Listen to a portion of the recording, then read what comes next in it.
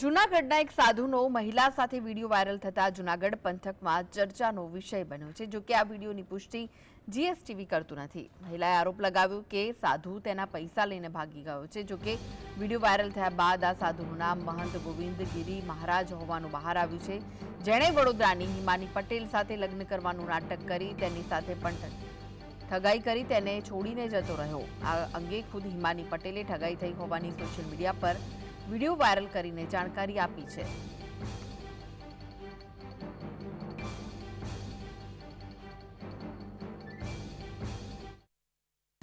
और उन्होंने मेरे साथ बहुत सारी फोटो वीडियो भी डाले हुए थे जो कॉलेज में थे, जो उन्होंने हटा दिए हैं। मेरे सोशल मीडिया पेज है ऑफिशियल स्नो वाइट, उसके अंदर आप जाके देख सकते हो कि वो फोटो वीडियो जितने भी हम लोगों ने कॉलेज में डाले थे वो सब मेरे इंस्टा पेज में पड़े हुए हैं।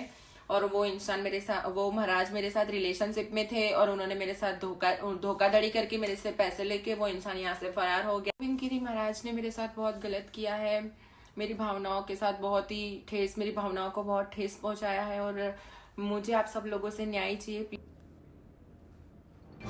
તો આ વિશે જ વધુ માહિતી માટે જોડાઈ ગયા છે સંવાદદાતા રૂપેશ। રૂપેશ, જે વિડીયો સામે આવ્યો છે, શું વિગતો મળી રહી છે આ સમગ્ર મામલે?